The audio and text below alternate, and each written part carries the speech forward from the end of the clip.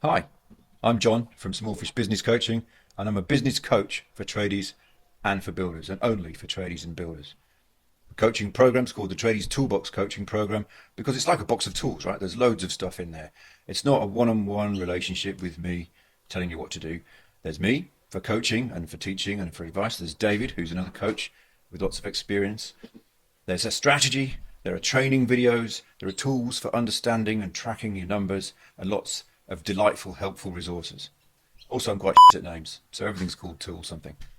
Now, I work with tradies and building businesses, or trades and building businesses, to help them put the systems and structure in place that will help you build your business properly. And by that, I mean profitably, I mean without too much stress and without working very long hours, and with people in their jobs doing a good job and also being happy and liking it there. So is that something you want? Now, it's about growth. You usually need to grow a bit because that brings a bit more money in to spend on hiring the extra people so you don't have to work so hard. So it's about a bit of growth. It's about making more money, or fair money, and it's about building a business that's sustainable and enjoyable for you. Now, I usually talk about a benchmark. You should be able to make a 10% net profit margin, right? So that's a net profit that's 10% of your revenue, and work a 40-hour week and not be too stressed and have these people in their jobs kind of working sustainable 40-hour weeks and enjoying it there. So if that's something you want, maybe I'm the person for you. I'm going to answer a few questions from my friends at Your Small Business Coach. Question 1. What are the top challenges I see tradies and builders dealing with today? Now, the first one is the challenge of growth, I think. Most of my clients have grown. They've got some people working for them. There's a bit going on, and they've dealt with the growth and the extra work, usually by working harder and working more. So they're busy. They're working long hours. They're stressed. They're not always enjoying their business very much. Often they feel like they're working hard, but there's not that much money, or not that much more money than there would have been if they were somewhat smaller, considering how much work they do, right, and how much work their business does. So that's a bit of a thing. That's one of the first challenges. And the causes are multiple, right? People undercharge, people don't properly understand their numbers, people don't build systems to help manage stuff, and they kind of try and do it all themselves. And that can't continue, or they can't continue to work how they used to work. It got them here, but it won't get them where they want to go. It won't work if they want to get bigger. They need to change how they operate their business, and they need to change how they operate themselves. So that's the first problem I see people coming to me with, or the first challenge. The second one's marketing, I think. So many people tell me they get their business through word of mouth, which means a couple of things. They don't do much marketing. Work kind of comes to them through their reputation and their network, which is lovely. And so far, usually it's been enough. But when it comes to word of mouth, it can dry up all of a sudden, can't it? Sometimes anyway. You can be at risk of that happening if you're not doing any work to bring the work in. It's a very common thing to happen. I see it a lot. I hope you don't mind me looking at my notes here, right? It's a very common thing to happen. You think everything's fine, you're busy, and it looks like you'll continue to be busy, and then suddenly, poof, you're quiet. Your traders are standing around twiddling their thumbs or cleaning the shed, which is a euphemism we've been using here. It's very common. It's common to rely on word of mouth, and it's common to slack off on marketing activity when you're busy, and maybe get caught by surprise when it dries up, and then you're kind of scrambling to find work. So you need to build a marketing machine that's always working in the background, generating inquiries in enough of a flow so that doesn't happen. So that's the challenge of not doing enough marketing and work drying up. Can I share a recent example of a success story? Of course I can. Right, I recently ran a workshop in Byron Bay, so I had a bunch of my clients here to do some work on their businesses. I had them captive for a couple of days, so I bullied a few of them into making a video for me. So I've actually got a video you can look up on my website of this lady, Lisa. Right, one of them's Lisa. You can probably find her on my website. I'm sure you can, in fact, because it's going to be there. She has a building business. It was successful and busy. We weren't really making money. Cash flow was a bit shit. She wasn't having very much fun. She was frustrated and stressed. And we worked on a few things at once. She had a fair team. We helped her understand her costs properly so she could charge enough and be confident that she was charging fairly and reasonably and not overcharging. So she'll be confident about a price and confident sort of sticking to her price. She put her prices up enough so that she started trading profitably. She also got properly on top of her numbers, so she knew where she was at any one time and any one job, and that was very important. She invested hard into marketing and sales, particularly her own time and energy building relationships with business referrers, and getting involved in the sales, closing the sales herself. Right, doing sales properly and diligently, I've written. She grew amazingly. Right, she's trading profitably now. She's managing the new problems of growth and busyness. She's enjoying it again.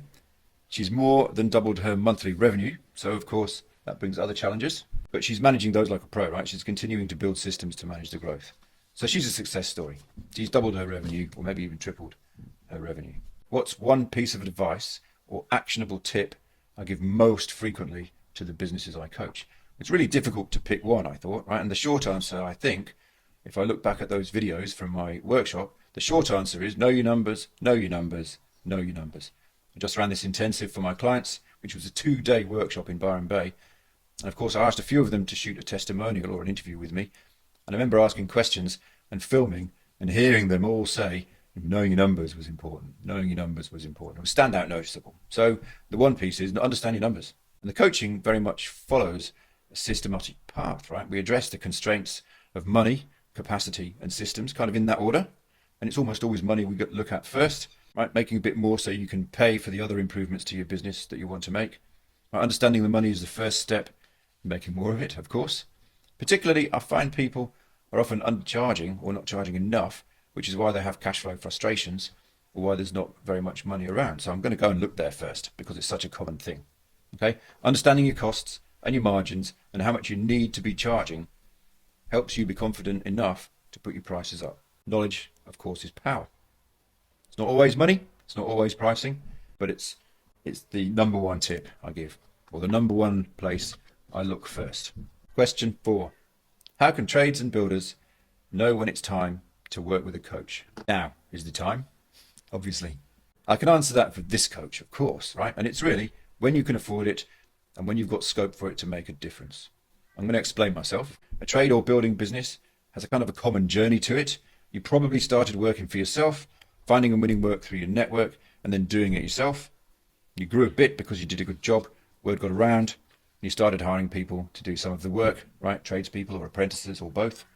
And you got busier, you're doing work on the tools and you're doing sales and marketing, and it's getting busy, it's getting frustrating and unsustainable. So now's the time, right? Now you're a bit busier, you've got some people, you're feeling time pressure, right? It's time now to start thinking about the money, the capacity, building capacity into your business, making sure the money and the work comes in, shifting your role. So that's the right time, really, when you've 2 or 3 or 4 people at least in your business. I usually tell people they should be doing about 30k a month, maybe a bit more if they're builders, and have 2 or 3 in their team before they should look at coaching. That's the time to start building the systems to help people do their jobs and grow that growing, functioning business. If you're smaller than that, enjoy my videos and go and grow a bit first, is what I usually say. Question 5. In your experience, what are some of the biggest mindset shifts traders and builders need to make to achieve sustainable growth? There are a few, I think. I think the ones I'm about to describe are particular for traders and builders.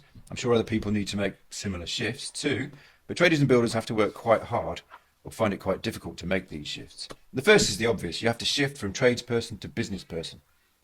It's a mindset shift, right? The tradesperson is someone who does work, whose focus is there on doing the work, on doing good work and making sure things are done right, quality is right, safety is right, the organisation of jobs is done right. The tradesperson, or the craftsman maybe, does a lot of that work himself or herself. It's quite hard to let go of that need to be the doer, right? To be Johnny on the spot, dealing with what comes up. It's quite hard to let go, to give that control of the situation to somebody else. It's scary to let go. You worry things will go wrong if you're not there. Also, you like being the expert, right? So understand that. The business person learns to let go, right? Learns to let go of that need and instead build the systems and hire the team that does the work, still to standard and everything, but he's focused on, or she's focused on finding and winning the work for those people to do and building the systems that help them do it properly. So the business person is building the business rather than doing the work. Your focus broadens from being very directed at the work to more broadly at the business, at marketing to find the work, sales to win it, operations to do it, the back office to run it, and the people so they perform well. That's the main shift you need to make. I'm sure there are a few more. Shift to charging enough and being confident to charging enough. Confident is an important word here, right? Confident your price is fair because you understand your numbers.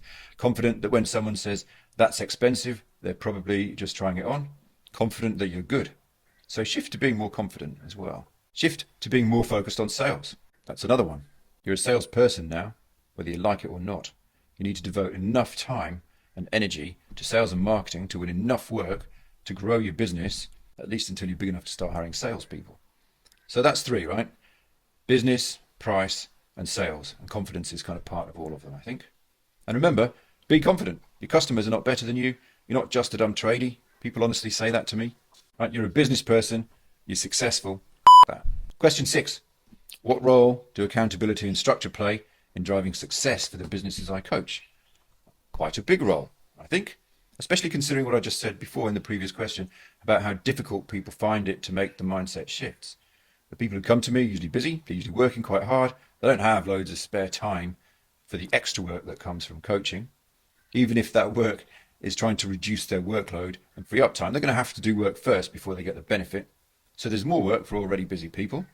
And there's a tendency, which is quite natural, to prioritize the urgent work and a tendency for it to be kind of difficult, change your habits and do things differently. Okay? So the daily fires that need fighting, the demands from customers, from staff, from the phone ringing, from the emails, all those things, right? There's a tendency to prioritize that work over the business coaching work, the stuff that's often quite big or difficult or a bit scary or takes you out of your comfort zone. And sometimes the payoff or the benefit of doing this work isn't immediate, right? The payoff could be a little way down the track, quite a long way down the track sometimes. So the coaching jobs are easy to defer, and the structure and the rhythm of the coaching and the meetings and the sessions and the accountability, they work together to help you make sure you do the jobs that will give you the better business you want down the track, rather than just staying on the same old hamster wheel that you're on now, right? It's really about breaking you out of the current cycle, and accountability helps you. You'll have a written plan. You'll review it and set your priorities regularly. You'll use the coaching sessions, the group ones and the one-on-one ones, if you can say that, to help you make progress. Right? You won't be able to lie to yourself about something more important taking your time. I won't believe you for a start. Right? And it's about doing the things you need to do if you want the results. Question 7. What common mistakes do I see people making when trying to scale, and how do I help them avoid these pitfalls? There are so many, all right? And we all do them. All right, a little list. Not charging enough, which I said before. Trying to do everything themselves, letting their control issues win. Hiring badly and neglecting to lead and manage their team. Winging it, focusing on price, not doing enough marketing, not making that transition I spoke about before from tradesperson to business person, getting bogged in the day-to-day. I'm sure there's more, but that will do for now. I'm going to whiz through them. I hope you're enjoying this video. Got a bit carried away, recorded about 20 minutes, I think. So, not charging enough was the first one. Most people struggle with this because of the downward pressure on price that's everywhere all around you. I'll get you to properly understand your costs and decide what price covers them and gives you enough margin for you to cover all the risks and make a profit. You can be confident then, because if you don't make a profit, why would you want the work? Knowledge is power. I said that a few minutes ago, didn't I? Trying to do everything yourself. It got you this far, didn't it? Doing everything yourself, being in control, making sure jobs go well and working hard got you this far. But your capacity for doing the work is finite. And if you want to grow further, you need to change that. It's hard to do. It's an attitude and a habit. So I'll help you set up the systems and delegate the responsibilities properly so you'd be confident jobs are getting done properly. That's the key. Hiring badly. Lots of people hire recklessly. You seem great. Welcome aboard. Fantastic. Crack on. Try and leave me alone. I'm quite busy. Right? I don't know if you've ever said that or if that feels familiar. I've done it. I'll teach you and I'll bully you to use a process for hiring that helps make you be more diligent in checking that people are really suitable in the first place, checking their references, right? And then I'll help and encourage you to lead them, to manage them, and to set a great culture so they stay, right? So they want to help, that's the leading part. So they know what to do, that's the managing part. And so they want to stay, that's the cultural part. It's easy to neglect, but now you're building a team, it's your job. So don't neglect it, okay? This is what I mean about your role changing. Focusing on price. It's natural to focus on price. People ask you for a quote, so you give them one because you're nice. And if you're not careful, that's the discussion. But that brings the price and your margins down, right? Brings the focus onto price. You need to shift the focus to why you're good, how you'll help them, how you'll help them make whatever project it is work, go successfully, go well. You need to build a sales process that helps or makes you do this. The next one was not doing enough marketing. I mentioned that before, didn't I? It's really common for people to neglect marketing. They say things like, I get my business through word of mouth. It's a badge of honor because it's so good. Your work is that good. People come to you, right? That's what we kind of imagine. They also say from time to time, it's quiet at the moment. Those people do, the word of mouth people, right? And that's because when you're saying I get all my marketing through word of mouth, what you're really saying is I don't do any marketing. I'm leaving it to chance. So if you want to grow sustainably, if you want to protect yourself from those quiet periods, those horrible ups and downs, the feast to famine cycle, we sometimes call it. You need to do marketing and you need to do it consistently. There's lots of ways to do marketing. It's not just advertising. I hope you decide which types of marketing you should be doing, where to spend your money and your resources, and do it properly and do enough. Winging it. Why would you wing it? The help is out there. Get the help. Your job is to grow your business and use every piece of help you can get, every piece of help that's available to you, and not get bogged down by thinking you need to do it without assistance. That's why would you do that? Why would you do it the hard way when there's easier ways to do it? So get assistance, right? My program is one way of getting the assistance, of getting the knowledge, right? The knowledge is out there. You can learn what to do business and leadership and sales and marketing properly. My program, like I just said, is one way of doing that. You'll make a strategy, you'll write it down, you'll pick your first priorities, you'll get stuck in doing the jobs. You'll get help along the way to do those jobs, help to keep pushing you, help to encourage you, help to notice that you are making progress. I'll talk about a circular program of deciding what to do, learning how to do it, or figuring out how to do it, then actually doing it, and then round you go and kind of decide what to do next. There are training videos for you to learn the stuff you need to learn, and coaching to help you kind of all the way through. There's a couple more. Not making the mindset transition. That's what holds people back. I've done that one already, right? That's that transition from being a tradesperson, doing the stuff, to being the business person, building the business and the systems, and really where other people do some of the stuff or more of the stuff. One more mistake, getting bogged in the day-to-day. This work requires you to step outside your day-to-day responsibilities and work on your business rather than in it. It's a bit of a cliche, I know, I'm sorry, but that is quite a difficult thing to do. Everything pulls you back in. Almost everything pulls you back into your business. Have you ever got to work and thought, I'll get this thing done today, whatever it is? Then put your head down for a minute, looked at your emails or something, and then looked up and gone, whoa, the day's over. It's 4 o'clock. The day's over and you haven't done it. Happens to everybody. Watch out for it. It's one of the dangers. Last question. How do you tailor your approach when coaching different types of business or industries? My answer, not very much, because I only work with tradies and builders. Now that said, there are different types of trade and building businesses based on the type of work you do and who you do it for. So I get people to think about what type of business they are and who they serve and select the right strategies to use depending on what they decide. So I have kind of a clear process for this. I'll explain myself, right? You can be a maintenance trade or you can be a construction trade, right? You can work on building and renovating property, or you can work on maintaining property and equipment. Essentially, the difference is between them is smaller jobs or larger projects, right? Larger, longer-term projects. It's difficult to be both.